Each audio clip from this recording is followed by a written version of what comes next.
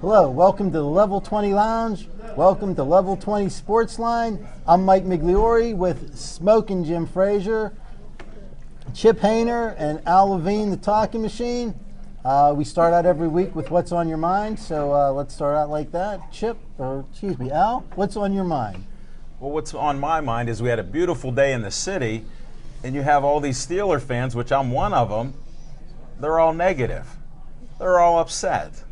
It's like this is one game out of 16. I'm still saying 11-5. I don't care how great they looked offensively, and I don't really care how bad they looked defensively and couldn't stop them on the last 5 drives. I'm still an optimist. I'm still a Steeler fan, and one game's not going to get me down. We still have a bye week, and maybe Troy will be healthy in 2 weeks. So that's what's on my mind. Stay positive, Steeler fans, and quit giving up on them after every week. All right, well, thanks, Al. Chip, what's on your mind? What's on my mind? Once again, the NFL Players Union has showed me just about how ridiculous they can be. DeMaurice Smith had filed some type of a concern about the officiating in the games because the replacement referees, he claims, are endangering the health and the safety of the players. And that this could possibly be a a conflict of the collective bargaining agreement. So now that this is going to be looked at as a way of trying to mediate the strike between the referees and the NFL owners. I think this is something that should be left to the owners and the referees. And to be honest with you, I say keep the replacement refs. The refereeing has been nothing short of atrocious, but I mean, when has it ever been good? Good point, Jim. And for the union to try to use like strong arm tactics to try to claim that this could null and void the collective bargaining agreement, do they really want to kill the goose that's laying the golden egg for them? That's something that I'd like to know. That's what's on my mind, Mike. Well, I'll tell you, the NFL has no problem putting in replacement referees. They probably have no problem putting in replacement players either. They've done it before. They've done it before. The goose that lays the golden egg doesn't really care about the egg once it's laid. Jim, what's on your mind? Thanks, Magic Mike. Hey, I want to apologize to everybody. I was running a little late today. I actually had a meeting over at PNC Park with the Guinness Book of World Record people. I want to, first of all, give my Monday night picks. Everybody knows I'm 6-0 this season already on my Sunday, Monday, Thursday night picks. I gave you Atlanta Falcons over. You don't have to repeat the history. Just tell us the new pick. Last week, Atlanta Falcons over Denver. And tonight, the Green Bay Packers will beat Seattle Seahawks by more than 3 points. Also, I wanted to give a shout out to one of my best friends, Chip Hayner. Chip is He's right next slowly but surely becoming one of the best sports commentators in southwestern Pennsylvania. He's really starting to get sought after. He's going to make a guest appearance next month on Steel City Sports World, which is the #1 rated sports television show in Pittsburgh. And what I love most about Chip, he's the most honest man I've ever met. And I am so honored and proud to call Chip and his beautiful wife, Stephanie, my friends. Thank you very The much. 2013 Pittsburgh Steelers got a lot of quit in them. Hey, listen, here's the problem with the Pittsburgh Steelers. Number one, Casey Hampton. Casey Hampton is old, he's fat, and he's slow. If Casey Hampton was racing a pregnant mother, he'd come in third. Listen, Ziggy Hood is built like Tarzan, plays like Jane. Brett Kiesel averages 2 sacks a year, and Cameron Hayward, the only thing he got in common with his daddy is his last name. Coach Tomlin is starting to lose the team. He embarrassed the team last night. First of all, he fired the special team coach. The special teams was terrible yesterday. 3 penalties, including a holding call on Antonio Brown's punt return touchdown. That's one. He embarrassed the defense yesterday. 4 minutes to go in the game, he went for it. He let the whole world know that he had no confidence in the defense. He had no confidence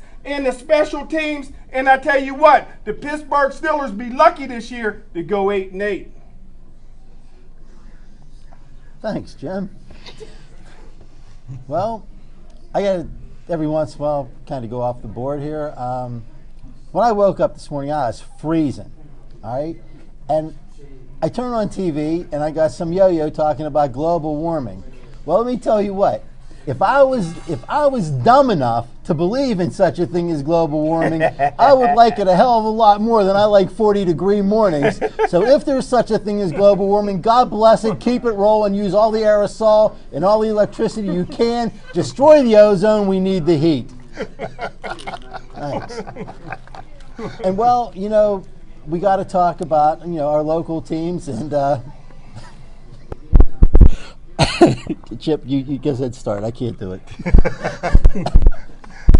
Pirates had a bit of a rough week this past week. And what I'd like to focus on is the positives. So I'm going to focus on the win that they had this past week. They broke the 5-game losing streak yesterday. A.J. Burnett broke his losing streak as well. It has now become the first Pirate pitcher since 1991 to win more than 16 games in a season. But, you know, the Pirates have, you know, pretty much the wheels have fallen off the bus in the last week to 2 weeks. You know, they've forgotten how to win games, and actually they've forgotten how to play fundamental baseball. There's going to have to be some serious evaluating done on all facets of the Pirates, from the management staff to the playing staff, all the way down into the minor leagues, because if you look at some of the mistakes that are being made by the players on a regular basis, these are things that mistakes that they should have made in the minors.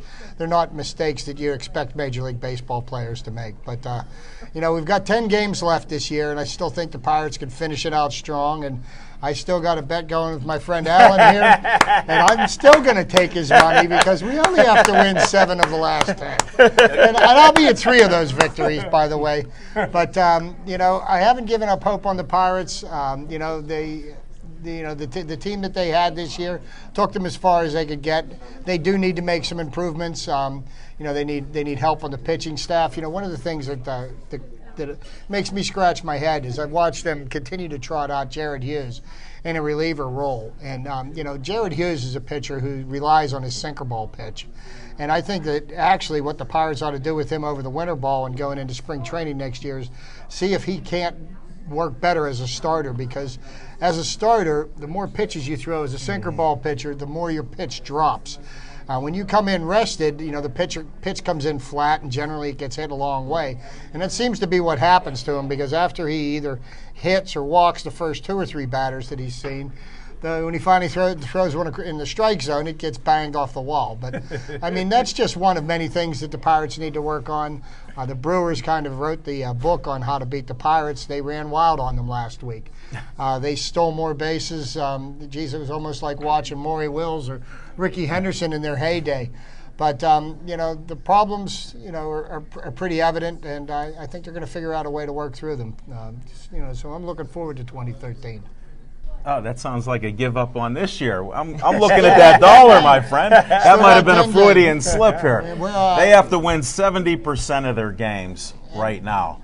What's the percentage, Chip, that they've won, I think, since August? I'll give you a longer range here. They're not even close. And here's the problem.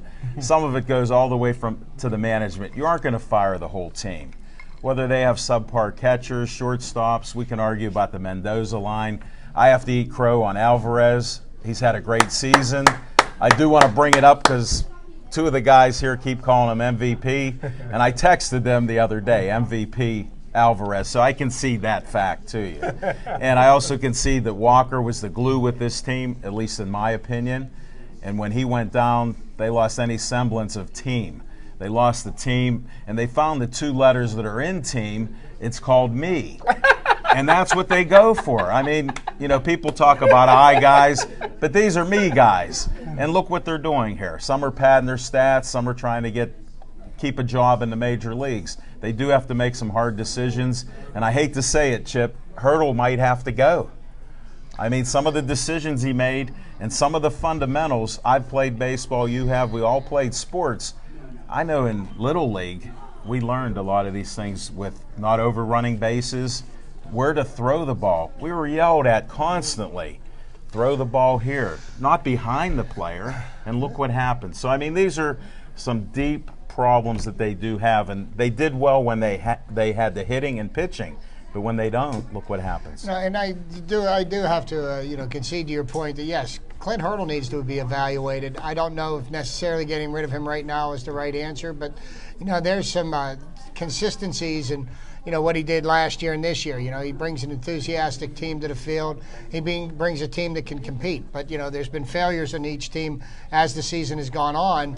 And yes, these things do need to be evaluated. There are facets of, either there has to be improvement in the way that he's managing the team and the prospects are being taught, or changes do need to be made. I personally think that they give him another year. Here's why I disagree. See if he can work these things out. Mike has been outspoken on the team that Hurdle is terrible as a manager.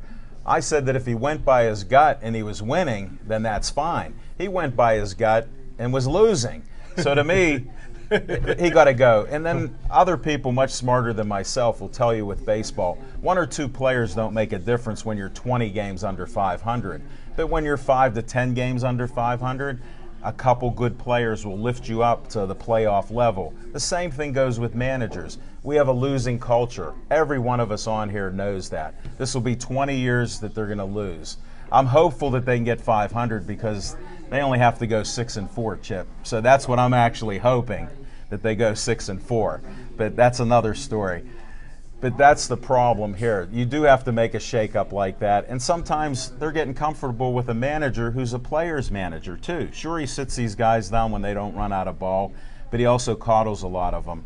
And that doesn't work very long, especially when you're losing, and we have too many years of it. So let's see what Nutting has in him this year and where he's going to go with it. Because 2 years, this will be, I heard a stat, 16 games over 500 will be the first, and this will be the worst collapse if they go under 500.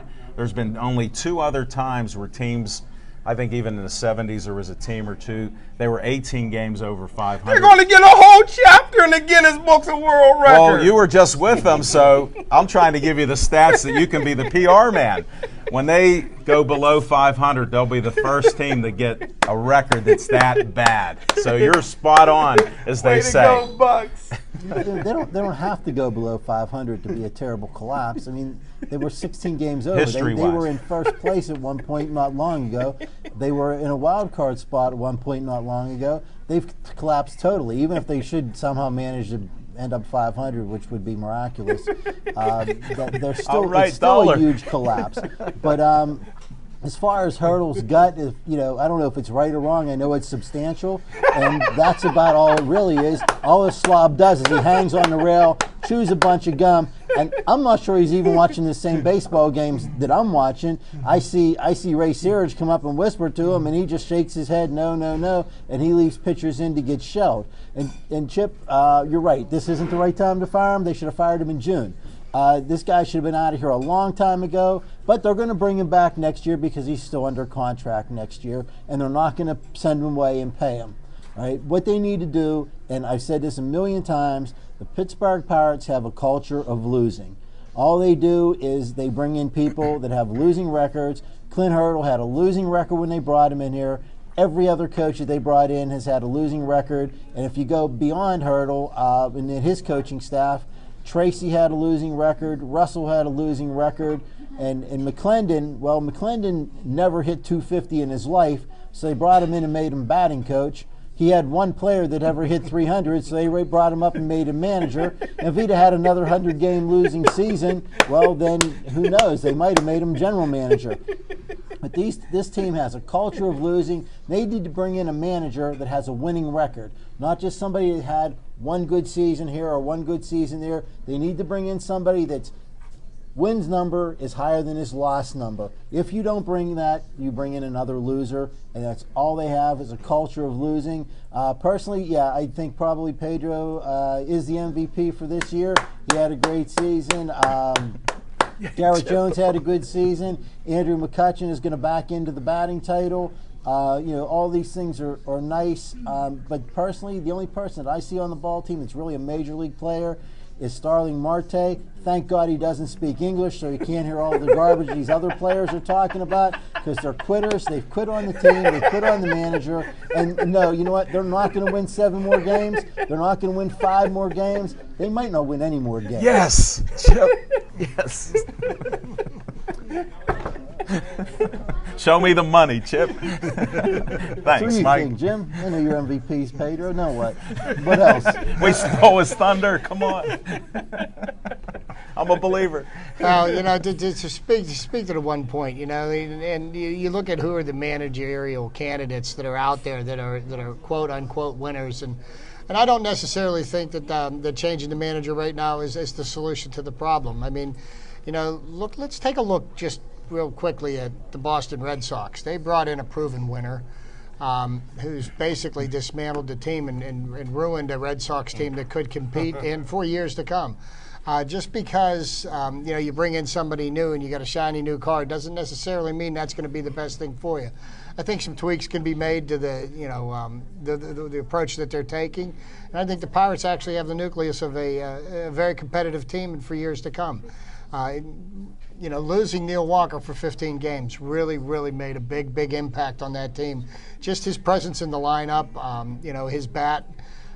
He was another candidate that could have been considered, team MVP, and it'll be, it's going to be painful watching the rest of the season. I still feel the Pirates got 7 wins in them. Why not? Why not now? And they're going to start with the dismantling of the Mets this evening. Well, Chip, I hate to disagree with you. I think they have a nucleus to have a competitive team for half years to come, because they haven't been able to prove competitive for any year so far. But anyway, we have some nice guests coming up today. We have coming up right now. We're going to have Heather Tate to tell us a little bit about her business and what she's doing to help out disabled people.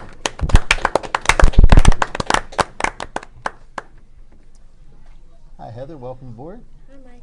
How are you? Very good. Why don't you tell us what you have going on? Well, I have a personal assistant business that I've been doing since 2008. And I just recently added to the umbrella house cleaning, home staging, and cleanouts.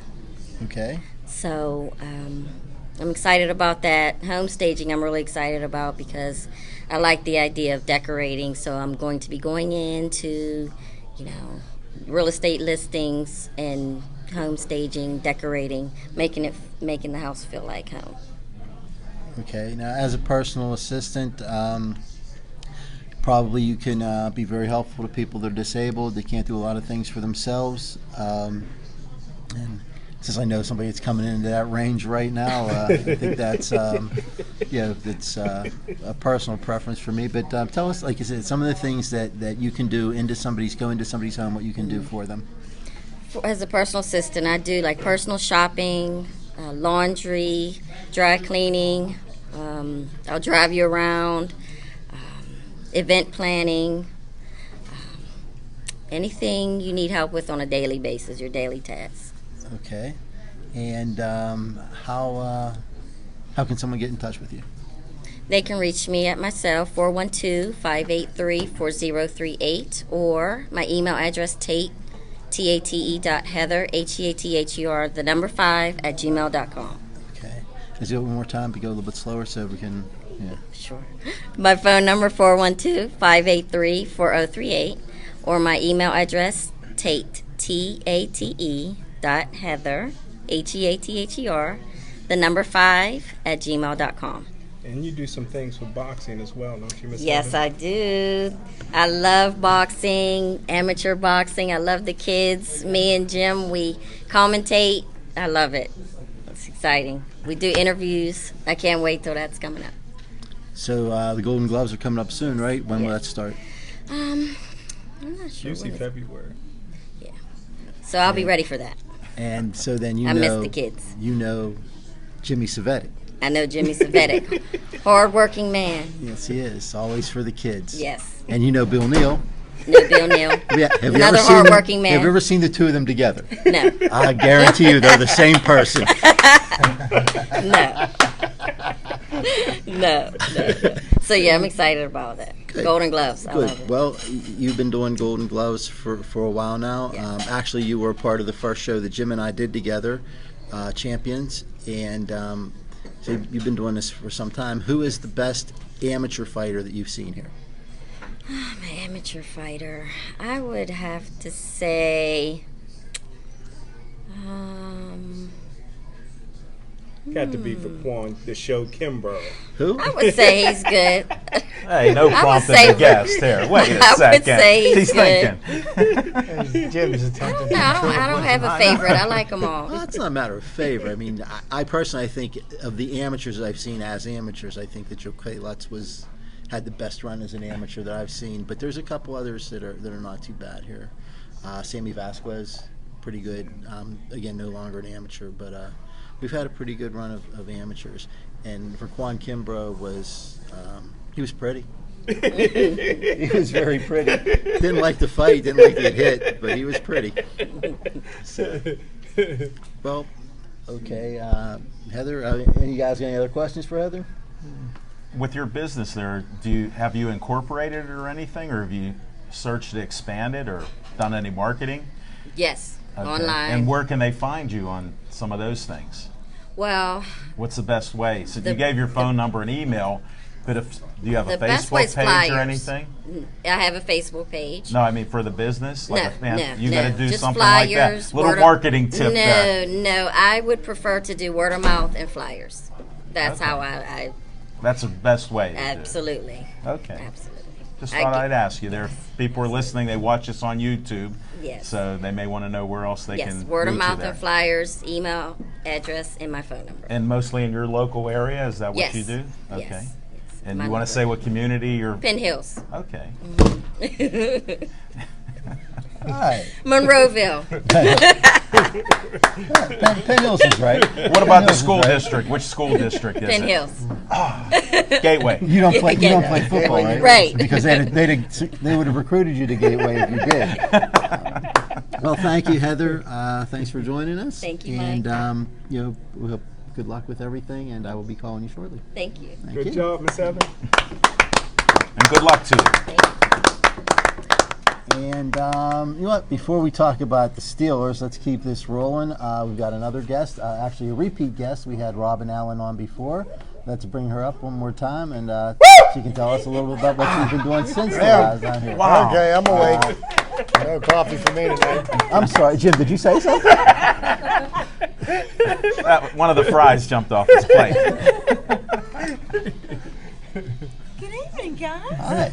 Good evening. Well, It's welcome good to be back. back. Welcome Good to be back. back. Thanks for having me. Absolutely. Welcome. You said that we've got some more news about what we talked about previously. Why don't you refresh us? I And then do. go into the new. I do. I have some more news. When I was on previously, I was speaking about going to school to be a teacher, the great love for children, my love for boxing. Heather and I commentate with Heather, with Jim, with the Golden Gloves, and I spoke of the love because of the disciplinary thing.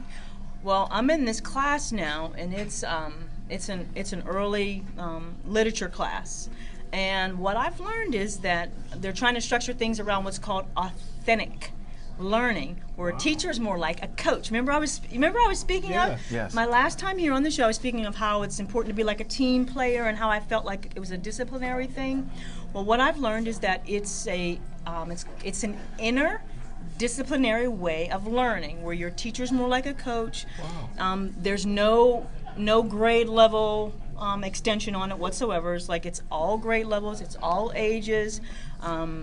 There's no discrimination against the type of person or the age of the child. It's the ability for them to think for themselves. They showed us some old films. There's back in the old ways of teaching, where everything was done a strict one way. You did it the teacher's way, and if you didn't get it, you didn't get it. And they were speaking of how nowadays, if you walk through the classroom hallways, you'll see a lot of children that are outside the hallway or at the very front of the room because they're not listening or they're acting out a certain way. But this new authentic way of teaching allows them to form their opinions and to participate in such a way, like a team participation where they give their ideas, their thoughts on things. The teacher's more open-minded to coach them on to, well, that sounds like a good idea. It's a cultural thing because of different backgrounds and different upbringings, and it also stabilizes mental health issues, which is, if you turn the news on, something that we're constantly dealing with, which is where I target back into the CCOP, the Clairton Community Outreach Program, where I am the assistant CEO. We did get the site back up, so it is CCOP Moments at, www.ccopmoments.org. Take a look at the site. Send in donations. We've been working very hard to get a building again, and John has been in school for quite some time, and he is actually a professional in mental health. So the whole thing is this mental health issue, and the more you turn on the news with all this violence, it's a mental health thing, and the boxing is a part of it, the disciplinary issues of the boxing. And this is in the Clairton area? It is going to be in the Clairton area, but Do you think in Clairton it'd be better off blowing Clairton up and then starting all over? well, here's the thing, and this is where the ministerial aspect comes in, because Jim spoke to me as me being a minister. What I didn't say is that I've been in ministry for 15 and a half years. I'm actually an ordained elder, believe it or not. But the title is not any of that. It's knowledge. It's what you walk in and what you believe. And I still believe in the faith to move mountains. And Clairton, believe it or not, is the city of prayer. It is the city of prayer. Well, God is still a miracle. God is still a miracle working God. There's nothing too hard for him. And sometimes I think things happen just to show people He's still God. Yeah. He's still God. But it is an extensive thing where, believe it or not, it's supposed to begin there, but it's supposed to go beyond there. But it's a major. It's a major. I'm not from Clairton. We've had people from Clairton call the show and threaten to shoot Jim. Yeah, I remember that. Speaking of Clairton, the high school football team, they're right in the midst of one pretty remarkable run. They've won 51 games in a row. They took a team that was supposed to give them a game and took them out behind the woodshed and spanked them last what was it, Thursday evening on television. Yeah, I hate to be controversial or whatever. In the 1970s, Penn Hill School District was voted one of the best school districts in the world. In fact, I think it was the #1 school district in the world.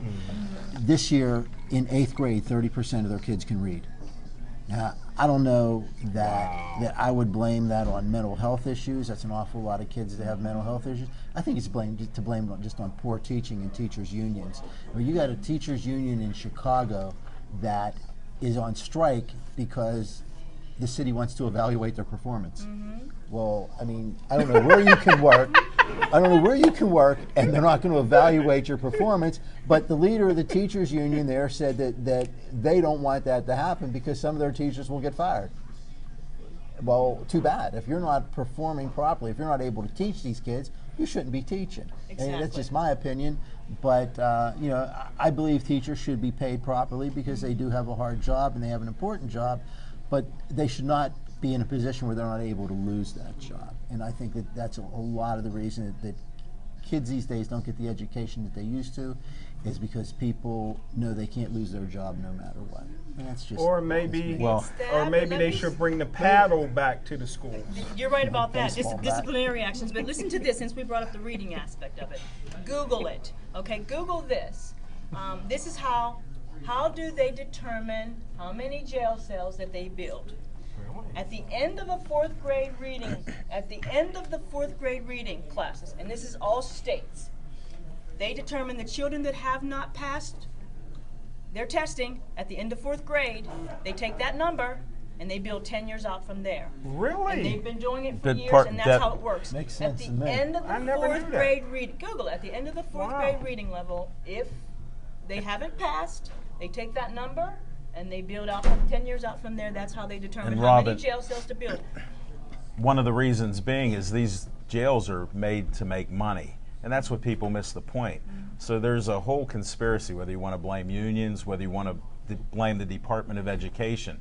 A system you're talking about is almost like a Montessori system. I don't know if you're familiar with it, but this lady Montessori, she come up with a program where they don't grade you. They start kids out from kindergarten and even younger. She should and be it's in jail.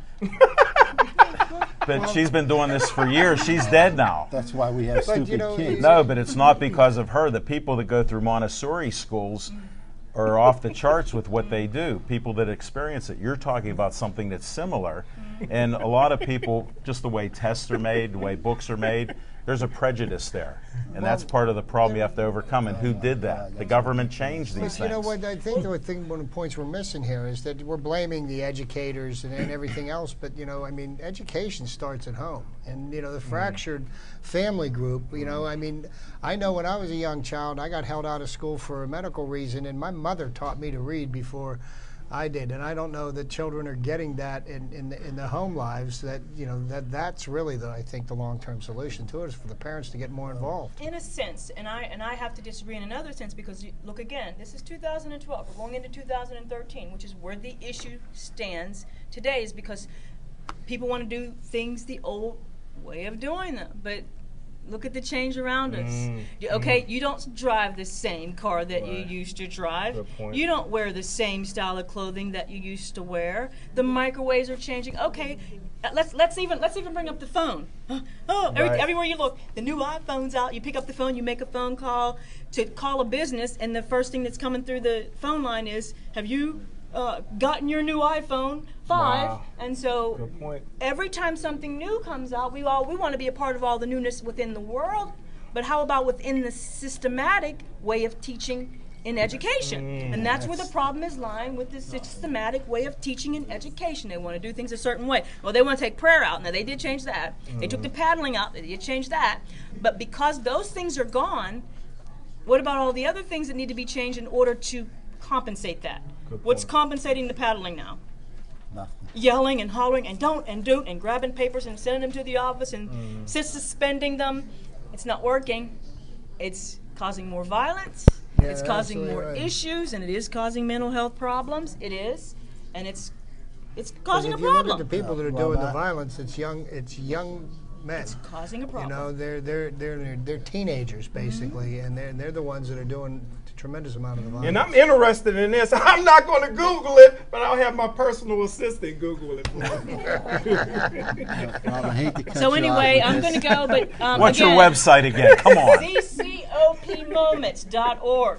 Go there. Donate. Help us. And We love since- you. Since we do have to turn this back to a sports thing, it may be true that if you can't pass 4th grade, that you might end up in jail.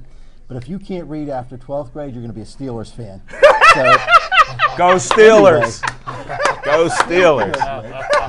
Go Steelers. ccopmoments.org. Good job, Miss Robin. Thanks, Robin. Thanks, Robin.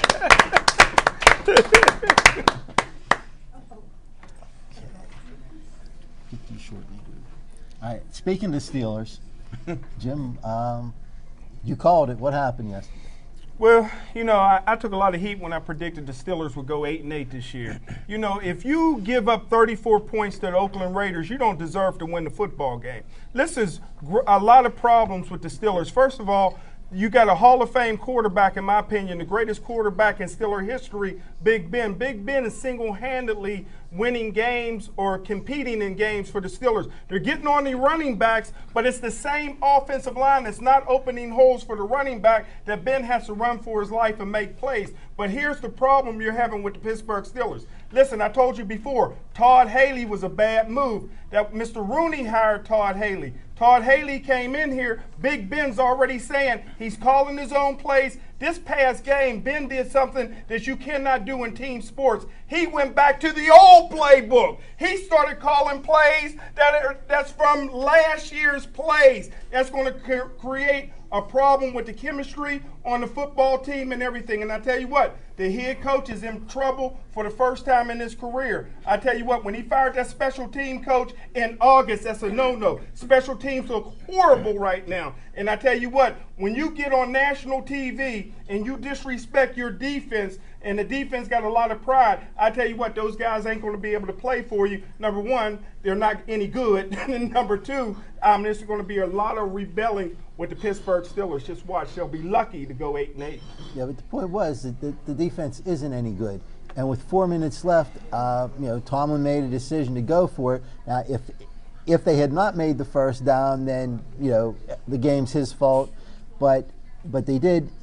The idea that he said, he even came out right in the post game and said that he didn't want to punt to them because the defense wasn't able to stop them in the second half, and that's true. They scored on their last 5 possessions.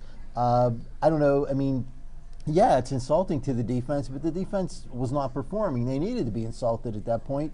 You had to do what you can do to. Well, why didn't he take off his sunglasses and go over to the offensive huddle? Because the offense didn't score 1 point in the fourth quarter. He singles out the defense, and the offense didn't score 1 point in the fourth quarter. Offense kicked 1 field goal, they win the football game. Well, you're right. The offense failed in the fourth quarter. That's because they're not Big Ben. Their quarterback's not that good. But that's beside the point. But seriously, the Steelers in these upcoming games, they are going to have a problem. I mean, there's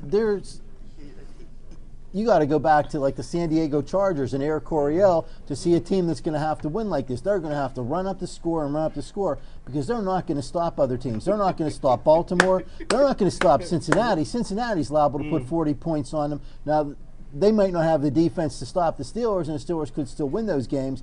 But these are teams that are going to score a lot of points against the Steelers. They're going to have to do something to change this defense. Their secondary is terrible. Now, I know Troy Polamalu is out and James Harrison's out, but really, do you think they're going to make that much of a difference now? I mean, you hate to say it, but everybody gets old. Troy Polamalu may not be 100%, but again, he might not be the player that he was before. I mean, age is catching up with these guys.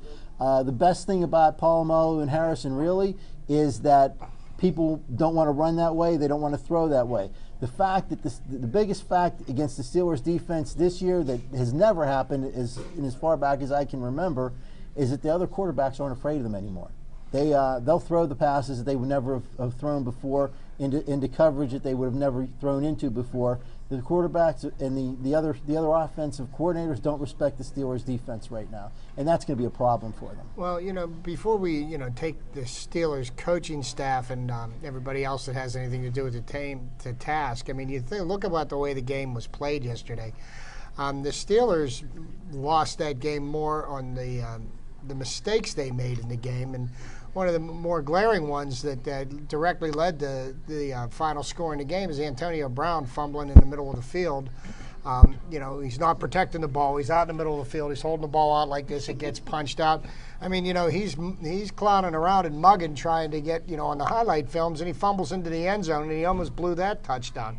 I mean, somebody needs to, remind this young man that, you need to celebrate after you get the ball into the end zone, not before. How many times did the Steelers ruin a drive with foolish penalties, and how many times did the defense extend drives by making foolish penalties? These are all mental errors that, ultimately it comes down to the coaches, but the players on the field, they've got to do a much better job and be much more consistent and have their heads into the game instead of wherever they were at. And I've been saying all along, and I'll go to L after this, I've been saying for years, since 2006, when Bill Cowher's players start retiring, the Pittsburgh Steelers will go down like the Pittsburgh Pirates and be fighting for 500. When it comes to the Hall of Fame, the chin should be in. Wait a minute. You just got done saying he had all these great players, Bill Cowher had all these great players, and they won 1 Super Bowl. If they were so good, maybe it was the coaching. Cowher was the worst coach the Steelers ever had. I'll take the middle ground. He couldn't even manage the clock. Sorry, Al. I'll take the middle ground. Cowher may have had his flaws, but he averaged 10 wins a season for 15 years. But That's better than average. But there's one thing he did. He played not to lose. We've had this discussion on the other show. He plays not to lose. He makes certain plays. Then all of a sudden he got crazy when he gives a quarterback a kiss. Then he's allowed to go out and throw a ball. I mean, the other time it's handoff left, handoff right. Then he kisses a guy and you can throw the ball all you want. Then they get another quarterback. Let's be like Air Coryell. So Cowher isn't one of the greatest coaches. Sorry, Smoking Jim. Well, In the last year, I'm getting flashbacks of his last year as a coach when he lost the team. And this sort of looks like what you're alluding to with Tomlin. The little dissension he may be creating in public by doing what he did. But like Mike said, the defense was not stopping them. There was no way that they were going to stop him. Carson Palmer, when he's actually moving around, how much time do you have to throw? Because he's one of the most immobile guys and doesn't move around. Kiyomatsu's the guy that changed his whole career. So, I mean, think about it. He actually was moving around completing passes. That was disgraceful. But I'm not giving up on the Steelers. Look at in the NFL here. We thought Peyton Manning was going to take Denver and be undefeated. What'd they lose? 2 in a row now. Who they beat? It doesn't matter. A bad team. But that's the NFL. How did San Francisco, guys on this show, they're the best team in the league. I don't know. Minnesota beat them yesterday. They're not going to win every game, but I guarantee they're going to win the last game. Well, I don't know about. Maybe we'll put a dollar bet on that. But it happens in the NFL. You do get people that get beat, and I think the Steelers can right the ship here with the division they're in. I think they can beat a few teams. Yeah, they can. Both of them live in Cleveland. And Ben has a great record, one of the greatest quarterbacks, according to Smokin' Jim, in Ohio. I think he lost one time now. And actually, that kiss you're talking about was one of the only good coaching maneuvers that Cowher ever made. Cordell was a lot more comfortable when guys were kissing him, so they tried to make him happy. But with the teams that he had, a superior coach like Mike Tomlin would have won 14 games a year, and Chuck Noll would have won 20 games a year with that team. Chuck Noll was the greatest football coach ever. No argument here. Ever. Any The level. Emperor. Better than Pete Ian Marino, who was the second greatest football coach ever. But anyway, yeah, I think that they have a lot of problems. Like I said, I can't think of what teams they're going to stop. I mean, they first off, the Steelers can't run the ball. Their garbage offensive line has been putting up some pass protection, I guess because they're big and fat and you have to run around them. But they can't open up any holes for the running backs, no holes at all. And their defensive line can't stop any running backs. They really miss Aaron Smith a lot, even though, yeah, he was getting old, he was hurt a lot, but he could stop the run. And they miss Casey Hampton a lot, too. I don't know what that blimp is that they roll out there with Casey Hampton's number, but he sure doesn't play like Casey Hampton anymore. They miss him terribly. And who they really miss, and yeah, he was old and he had lost a step, but they missed James Ferrier a lot because he was the quarterback of that defense, and he had them, just right. And they miss that guy an awful lot. They have right now no secondary. Ike Taylor's out there, and Ike Taylor's is a serviceable player, but he is he's no I mean, he can't do all that. And they're just it's a rough time for the Steelers defense right now. Yeah, they don't have the depth at linebacker that they've had in years past, and they're real thin, and even the starting four that they put out there, aren't the caliber of the linebacking course that we've seen in years past. But they're going to figure it out every week. This week we're down on the Steelers because they lost to a team that they should have beaten. Next week they can't lose. So I think that's a great thing. They'll heal up. All of this will be fixed with the next game that we win, and we'll see what happens. Wins do cure a lot of those problems. That's a true Yinzer. That's a Yinzer. If they win, they're Chip, going way to the to Super go there, Bowl, buddy. and when they Way lose, to they go. fire everybody. That's a Pittsburgh sports fan. Yesterday, the Pirates beat the Astros, And that's and I listened to them going to the World Series all morning on the fan. That's a true. But Pittsburgh the thing fan that kills right me there. about all of our so-called experts that call into these talk shows is that, everybody's got all the answers to all the problems to every one of our sports teams. But I'd like to see one of them ever take ownership to make the decisions. It's real easy to criticize somebody else, but Oh my God! Let any one of them. from Pitt to Penn Hills football team to Gateway to the Penguins to the Pirates to the Steelers. Any one of them call me, I'll make the decisions for you, no problem. Speaking of Pitt, Pitt put up almost 1,200 yards in offense in the last 2 weeks. Now, granted, one of those games was against a high school team, but Gardner Webb, they were in it for about 25 seconds. Not even that long, Chip. Yeah, but they're, like you said, Yeah, they're they should have hung 100 points on them, and they only put up 55. That's what's disappointing. They had double nickels. That was it. Well, we do have one more guest I'd like to bring up. Bring up Drew Volchko. We talked last week about the event that will be here this Sunday, September 30th, and Drew's going to give us a little bit more information about that. Thank you, gentlemen. Thank you, Drew. Why don't you tell us, what's coming up this week? We talked about it last week, but you can reiterate what's going on and give us whatever more information you. On the 30th, on Sunday, as you said, the Steelers can't lose, so you got no reason to be at home. So come out here to Level 20. We're going to do an event from 1 o'clock till 7 o'clock, and it's to benefit Sergeant Perry Vahaley, Allegheny County police officer, SWAT operator, who was killed in a motorcycle accident recently, and we're raising funds for the 6 kids that were left behind. It's going to be a fantastic event, beer specials, food specials, auctions, and you guys could have told me before you were going to trash the Pirates because I've got these tickets that we have open for bid coming up. $1. Which game? I got $1. Which game? I'll start the bidding. These are for Friday's game, and the opening bid actually came so far at $100. It's 4 tickets and a parking pass. Ain't bad. Anybody Wow. who's interested to come I've for already Friday's got my game, tickets for Friday's game. you can stop in here and see Colin. And or it's the for a crew at great Level 20. cause. It is. No, The whole, it- everything that's raised will go to Perry's kids and to his family to help offset all the cost. Fantastic guy. You leave behind 6 kids. I was there at the hospital when this all came to light, and it's a rough enough thing anytime, but suddenly, tragically, and with 6 kids left behind, we want to do everything we can to help them out, and Level 20 is going to give us that opportunity. And do I understand that his children range in ages from like 14 months to 17 years old? The oldest is 16, and the youngest is 14 months. Yeah. So Yeah. he's got a young family that is going to need a lot of help without their father. It's going to be a very rough trip. I mean, it's been a rough road so far. That's the whole reason we created this foundation, is to come out and help like this. And I can't imagine myself, my family losing all of a sudden. But Yeah. with 6 kids and his wife Amy, she's doing a really good job holding it together. The guys from the county are stepping up. Other officers, have come out of the woodwork to help. And now everybody can. I mean, we're going to have a great band here. It's going to be a fantastic day. What are the hours of the event? It's from 1 o'clock Sunday until 7 o'clock Sunday evening.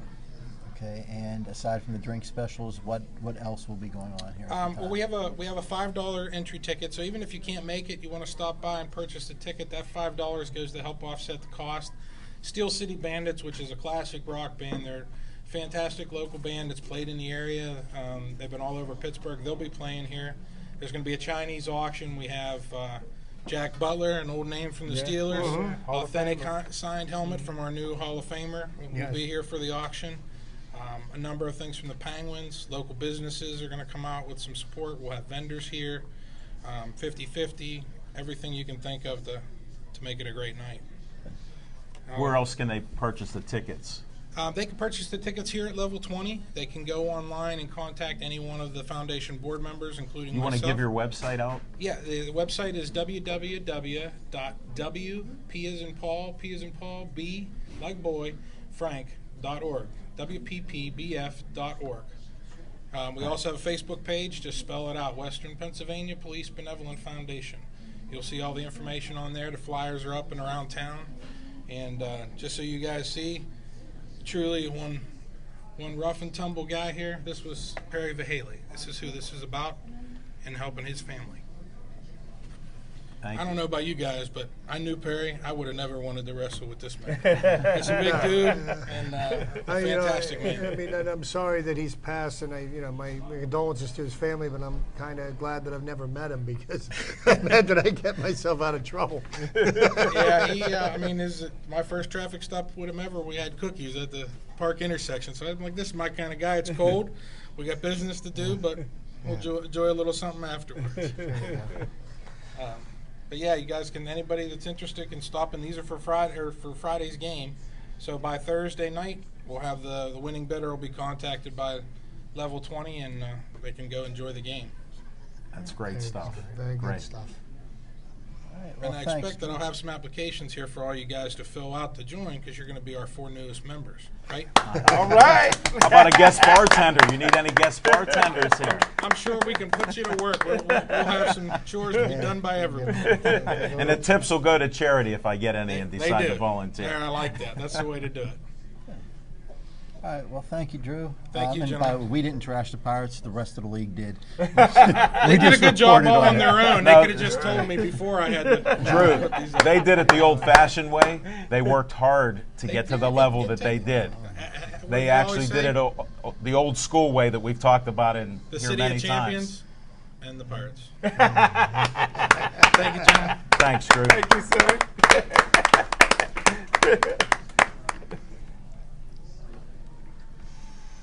All right. Well, I think that would be a great event for anybody that wants to come down on Sunday. Talk to us, guy. I don't know if Jim probably has some place to be, but other than that, yeah, you can talk to us guys down here. Tell us a little bit of your opinion about what's going on around Pittsburgh sports, and well, obviously we get into some other things too. Can't wait to get over here to Miss Robin as soon as we're done here. But I'll protect you. yeah, it seems like a very good event, and it's a good cause. So try to make it down if you can. And yeah, I think it'll be worth your while. I guess we talked about a lot of the things. We did touch on Pitt a little bit. I still have to go with my prediction that Oregon is going to win the national championship this year. Got a lot of good college football games have gone by this past week. Well, Florida State and Clemson was, I tell you what, that was a must-see game. Florida State's absolutely loaded. Clemson is a great team, and Florida State really pulled away in the second half. Okay, and there is going to be something happen this year that I have always said would lead to a playoff system instead of a national championship BCS type system. It's very possible that Notre Dame is going to go undefeated this year and not play for the national championship. There probably will be 40 days and 40 nights of rain and all that happen if that occurs, but it's very possible that Notre Dame will be left out of the national championship game even though they're undefeated, and that will lead to a full-fledged playoff system. Wow. Well, they're already leaning towards something like that with what they've started. They just aren't moving fast enough. They won't put us in charge of it, Mike said. Day's not over. They're still taking half measures, and the thing that I think such a joke about college football is, they finish their season in the third week of November, and then the bowl games don't start for 5 or 6 weeks. So a guy could have basically open heart surgery and then be able to, and be able to get heal in enough time to play in the next game. Sure. I mean, the season should be uninterrupted, and I if they're agree. gonna, and they could use that 5-week period to do some type of a round robin tournament. And you can't honestly tell me that they think that this is going to hurt the students academically. How many of these athletes that are playing in the NFL don't have degrees? That's true. Well, Yeah. that's true, but it's still supposed to be student athletes. And most of these athletes do attend classes, with the exception of possibly Tennessee, where you could actually spend your whole 4 years in the football players' dormitory and never actually see the campus. Which is inside the stadium. It's inside the stadium. How convenient. You could play for Tennessee for 4 years and never see the school. Well, I'll be outspoken here. It's actually a minor league that's a feeder division for the pros. Just pay these guys. You only had Penn State, who was disgraced, who graduated more people than anybody with degrees, actual degrees. So why not just call it like it is? It's about money. That's what BCS is about. but, so just do it. But see, here's the thing I have a problem with the paying the college kids to play football, okay? They're already getting something that's worth way more valuable than the couple of bucks they're going to get to spend on pizzas and beer. I mean, they're getting a free education. Now, because most of them don't take advantage of it and go and get their degree and can do something other than play football, I mean, let's not lose sight of the fact a college degree is worth a significant amount of money, and why should they be paid and given a free education? If they're paid, then they should have to pay for their education, just like any other. You think my general studies degree helped me in my career? Not at all. Look at him. He needs Miss Robin to guide him in reading when they commentate. Come on now. I've seen you in action. But I'm just saying, pay the players. Well, here, they could work a compromise out if you want to do something revolutionary.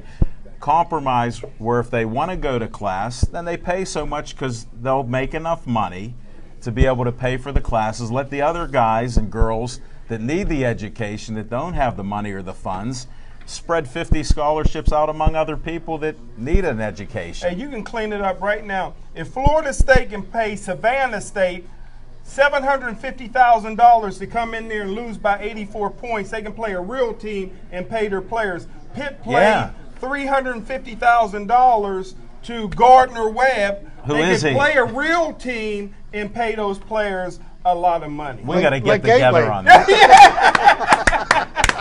Let's get together on that. Let me tell you why it's never going to happen. Right? Because the reason this is never going to happen, they wouldn't have any traveling expense. NCAA players, the first people that are going to object to it are the NFL. The NFL is not going to want to bid against schools like Notre Dame or Michigan, who can pay players a lot more than any of the NFL teams can pay them. Instead of kids coming out of school early, you'll have kids wanting to stay for 6 or 7 years because they'll get paid a lot better there. There'll be a limit. It'll never happen. 3.5-year limit. That's it. You're out, kid. You got to have rules. You have a commissioner like Goodell. He can lord over whoever he wants instead of the NCAA president who's a flunky who, look what he did at a school he was at, from covering up, sexual indiscretions and everything else that he told women not to even tell what happened there. Study that. Wow. This is the guy that made decisions for the NCAA. So they should just change the whole system. We're talking hypothetically. It won't happen. The NCAA is one of the most corrupt organizations in the world, second only to the Catholic Church. There's nothing more corrupt than that. Well, it's been a good show. Thanks a lot. We'll see you next week on Level 20 Sports.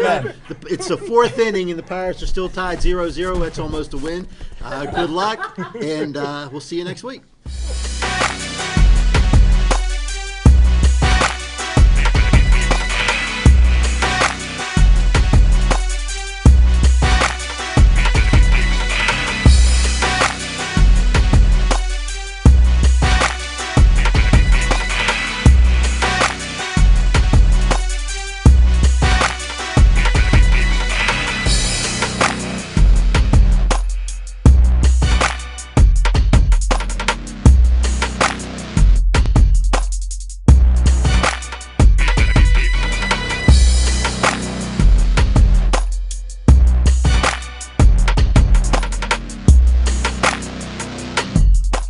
If you could do one thing to help prevent 36,000 deaths, help decrease hospitalizations and the spread of disease, what would it be?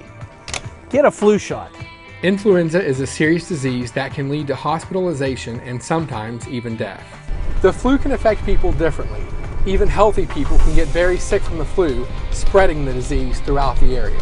In 2011, the CDC reported that 20% of the U.S. population contracted the flu, with over 200,000 people being admitted to a hospital for flu-related complications. By getting a flu vaccine, you can reduce your chances of getting the flu and the possibility of spreading the flu. When more people get vaccinated against the flu, it decreases the spread of the disease throughout the area, making your community a safer, healthier place to live. Tri-Community South EMS is offering free flu vaccines to adults in our local communities of Bethel Park, South Park, and Upper St. Clair. So do one thing this year. Get a flu shot. It can save your life as well as others. For information on flu shots, contact Tri-Community South EMS.